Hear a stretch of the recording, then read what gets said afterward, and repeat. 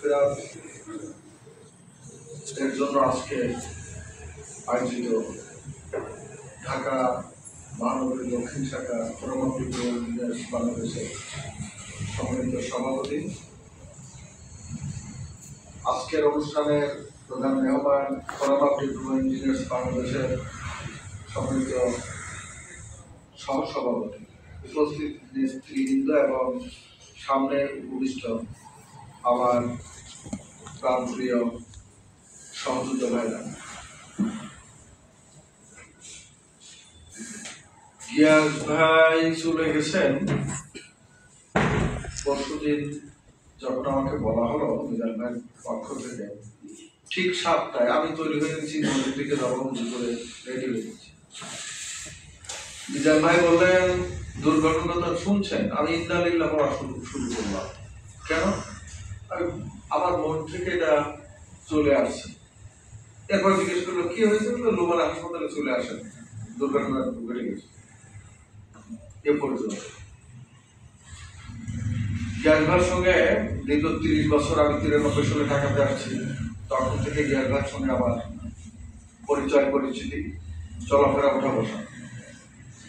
গিয়াস ভাই স্বাভাবিক অবস্থায় যখনই উত্তরায় আসেন, ঠিক আছে, প্রথম কোথায় আছে? উত্তরায়। আজকে আপনার বাসায় আমি থাকবো। 25 তারিখের প্রতিষ্ঠা বার্ষিকীর আগে উনি যথাসম্ভব 8 থেকে 9 দিন কন্টিনিউয়াসলি এখানে ছিলেন। আর রুম থাকা সত্ত্বেও আমি ওনার রুমে ক্লোনিং করছি। যথাসম্ভব 23 তারিখ রাতের বেলায় ওনার শরীরটা অত্যন্ত অসুস্থ হয়, উনি নিঃশ্বাস নিতে পারতেছেন না, ইনহেলার দিতে। ওনার কোমরে পিঠে ব্যথা, তাড়াতাড়ি ওই হট যেটা ওটা হিট দিতে হবে, প্রথমকাল এই ওষুধটা লাগবে রয়েছে। আর এই শরীর অসুস্থ, শীত করতেছে বেশি, টেনশন করতেছে কিভাবে প্রোগ্রাম হবে, আমাদের প্রোগ্রাম আমাদের এতগুলো লোক আসবে, কিচ্ছু হবে না, আপনি নিশ্চিন্তায় আমরা আছি তো কিছু। সম্মানিত ভাইরা, দুইটা বিষয় আমার খুবই হৃদয় গেঁথে গেছে। একটা হলো গিয়াস ভাই প্রায় সময় বলতেন, আমাদের ইসি কমিটিতে বলতেন, 3 সদস্যদের নিয়ে বলতেন, আমরা এমন একটা প্রতিষ্ঠান গড়তে চাই যেটা আমাদের জনক ভাই বলে গেছেন। আমরা অলরেডি জায়গা জমি দেখা, কমিটি করা, এগুলো করছি। কি করতে হবে?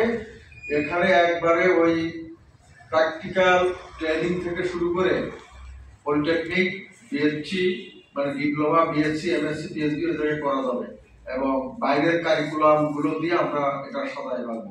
আমাদের এই ক্রাইটেরিয়া থাকতে হবে। আমরা এটা করতে চাই যাতে করে আমাদের কোনো প্রকৌশলী চাকরি নাই, অভিজ্ঞতা নাই, তারা এখানে থাকবে, থাকার জায়গা নাই, তাদের জন্য এই কাজগুলো করতে হবে, প্ল্যান করতে হবে। এইটা করতে হবে, কি কি করতে হবে, মাস্টার প্ল্যান উনি একটা দিয়ে গেছেন, কিন্তু দুর্ভাগ্য উনি এটা দেখে যেতে পারেন নাই।